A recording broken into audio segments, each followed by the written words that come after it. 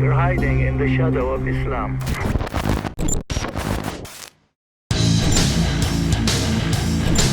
Halo, selamat datang di Sun Channel. Film kali ini akan sedikit berbeda dari film perang lainnya guys. Selain hanya memperlihatkan dua tentara Amerika, film ini juga kuat dengan narasi yang mampu membuat suasana perang semakin mencekam. Ditambah serangan sniper Irak yang sangat menakutkan, yang siap menembak dari arah yang tidak diketahui. Cerita ini berawal di akhir tahun 2007, yang mana perang Irak dan Amerika telah surut. Presiden Amerika menyatakan kemenangan atas perang ini, sehingga pembangunan sebuah pipa dilakukan di Irak untuk menunjang perkembangan perekonomian di sana. Suasana berubah menjadi sangat mencekam ketika seorang sniper Irak membunuh semua pekerja dan tentara keamanan Amerika. Kehebatan sniper Irak ini membuat markas militer Amerika tidak mengetahui apa yang sedang terjadi di sana.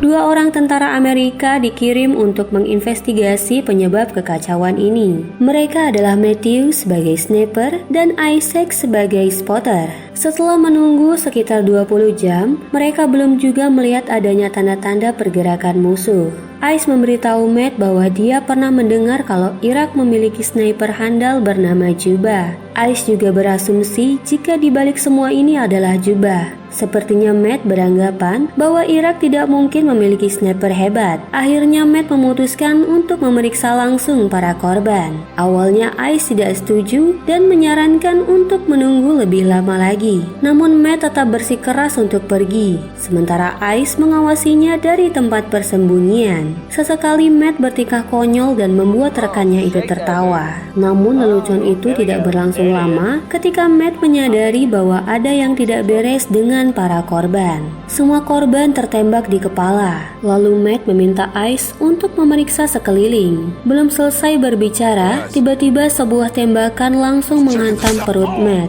Ice pun sangat panik dan langsung berlari untuk menolong Matt. Dia berlari secara zigzag untuk menghindari tembakan. Sayangnya sebuah tembakan mengenai kakinya. Dengan tertatih, Ice mencoba untuk berlindung di balik tembok yang sudah usang. Kemudian dia mengikat lukanya yang sangat parah. Ice yang kesakitan mencoba untuk menghubungi markas dengan radionya, tapi ternyata radio itu sudah tidak bisa digunakan karena antenanya rusak kena tembak. Matt yang sudah sekarat meminta Ice untuk mencari tahu lokasi sniper musuh itu agar dia dapat menembaknya. Sepertinya Ice tidak tahu posisi sniper itu dan menyarankan Matt agar tidak melakukan apa-apa karena bisa saja Matt langsung dibunuh oleh sniper musuh. Kemudian Ice membuat lubang dari tembok untuk menempatkan teropongnya di sana.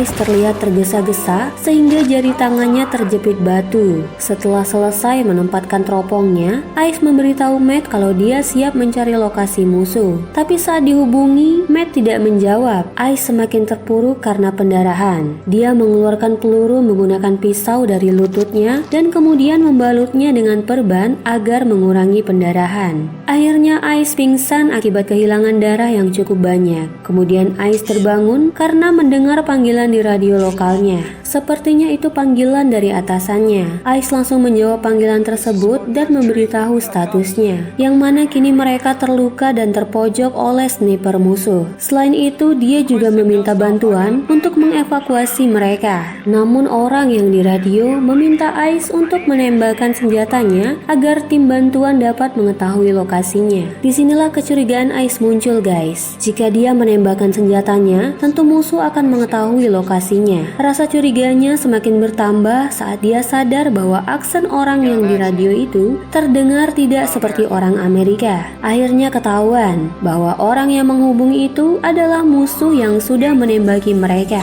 Sadar telah dipermainkan, Ice kesal dan tidak mau melanjutkan pembicaraan. Namun sniper musuh justru mengancam akan menembak kepala Matt jika Ice menghindar dari pembicaraan. Tidak punya pilihan lain, akhirnya Ice menuruti musuh. Selama mereka mengobrol, Ice terus mengawasi dan mencari lokasi sniper. Dia bahkan menghitung jarak tembakan dan memperkirakan berdasarkan ukuran peluru yang dia ambil dari kakinya. Namun semua itu sia-sia. Ice tetap tidak mengetahui di mana lokasi sniper itu. Darah selalu bercucuran dari lututnya dan panas matahari membakarnya. Situasi semakin memburuk karena botol minumnya bocor ditembak. Dalam perbincangan mereka, sniper musuh langsung menjelaskan bahwa dia bisa menebak dengan tepat sasaran. Terbukti dari antena radio dan botol air minum, serta pembuluh arteri Ice memang sengaja ditembak. Kini Ice tahu kenapa musuh tidak langsung membunuhnya saat hendak menolong Matt. Itu semua agar Ice kehabisan darah dan mati secara perlahan. Mendengar semua itu, Ice semakin geram dan marah.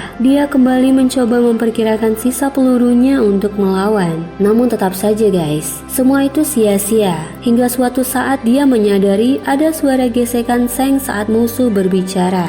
Dia pun mengajak musuh untuk terus berbicara, sehingga Ice tahu bahwa musuh ternyata berada di tumpukan limbah. Dia yakin bahwa itu adalah Juba, sang sniper legendaris Irak yang sangat mematikan. Juba dijuluki sebagai sang hantu yang pernah membunuh 75 tentara Amerika tanpa ketahuan. Ice juga yakin jika Juba sudah berhari-hari mengintai dari sana. Ice mengatakan bahwa dulunya Juba adalah seorang yang terlatih dari Irak. Dia dilatih tentara Amerika untuk menjadi seorang sniper. Tapi entah dengan alasan apa dia membelot dan menghabisi tentara Amerika. Menyadari itu, Ice sepertinya mulai kehilangan harapan. Juba kembali menanyakan, "Apa alasanmu di sini?" Sepertinya Ice merenung nih guys. Jika perang sudah usai, lalu mengapa tentara Amerika dengan senjata lengkap masih berada di sana? Ice bahkan tidak bisa menjawab pertanyaan itu. Akhirnya Ice bertindak sangat aneh dengan membuat sasaran palsu untuk mengelabui Juba. Namun hal itu justru membuat Juba tertawa. Tak banyak yang dapat dia perbuat selain hanya berlindung dan menunggu mati akibat kehausan dan kehabisan darah. Akhirnya Ice kembali pingsan. Setelah beberapa saat, dia kembali terbangun karena hembusan angin yang kencang.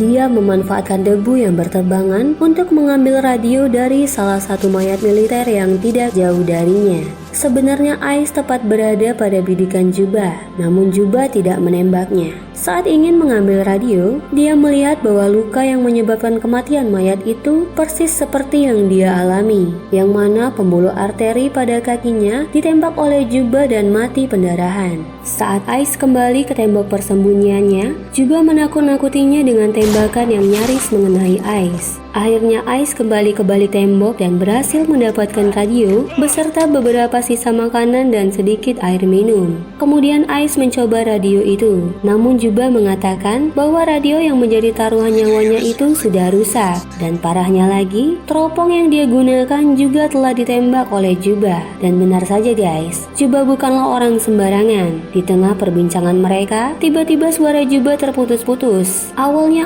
Ice mengira bahwa radio Juba rusak atau kehabisan pulsa. Namun itu adalah radio Matt yang mengintervensi radio mereka. Dan benar saja, ternyata Matt masih hidup dan mendengar pembicaraan Ice dengan Juba selama ini. Tentu Ice sangat bahagia mengetahui bahwa temannya masih hidup. Dengan perlahan, Matt mencoba meraih senjatanya dan Ice mengajak Juba untuk terus berbicara agar tidak memperhatikan Matt. Namun tanpa sengaja, Ice berbicara kepada Matt melalui radio. Tentu saja pembicaraan itu dapat didengar melalui radio Juba. Juba pun menanyakan, "Kepada siapa kau berbicara?" Sambil menembakkan senjatanya, Ice mengatakan bahwa dia berbicara kepada Tuhan. Kemudian Matt membidik ke arah tumpukan limbah. Ice memberitahu bahwa Juba berada di kejauhan sekitar 9.600 meter dan 9 meter dari atas tanah. Lalu Matt menembaki ke arah limbah sebanyak 3 kali. Namun tembakan itu tidak mengenai Juba. Justru Juba kembali menembak lengan Matt.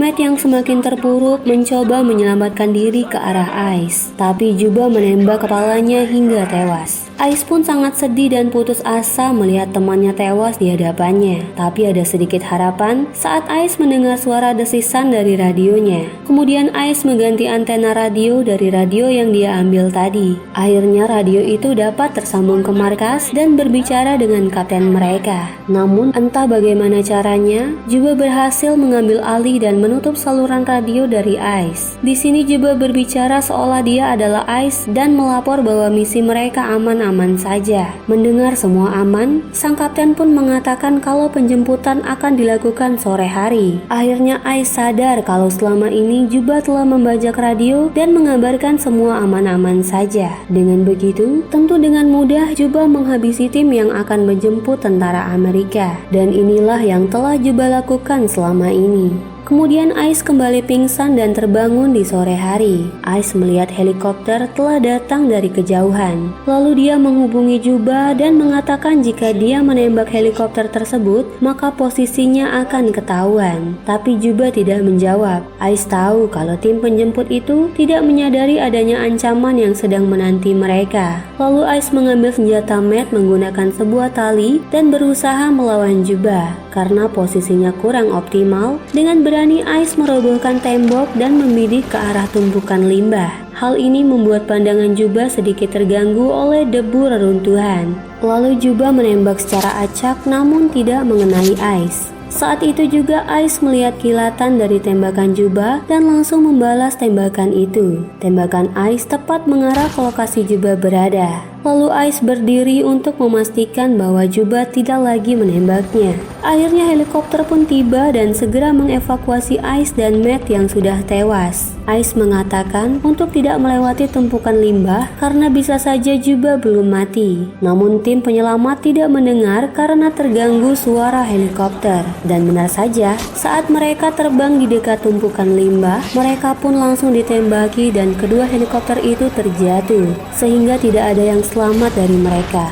Keesokan harinya, terdengar panggilan radio dari markas Amerika yang mencoba menghubungi tim helikopter. Dan seperti biasa, Juba kembali mengambil alih panggilan itu dan menjawab seolah dialah tim penyelamat itu. Sehingga film pun selesai. Gimana guys filmnya? Keren kan? Sepanjang film kita memang tidak melihat sosok Juba, namun keberadaannya sangat mengerikan dan menakutkan. Apakah Juba akan meminta bantuan dan kemudian menghabisi tentara Amerika lagi? Kita tidak tahu karena film sudah selesai. Kesabaran adalah salah satu kunci keberhasilan, dan jangan menganggap remeh karena bisa saja menjadi ancaman yang sangat menakutkan. Terima kasih saya ucapkan kepada kalian yang sudah menonton video ini hingga selesai. Salam saya Nana dan sampai jumpa di video berikutnya. Bye-bye. You're hiding in the shadow of Islam.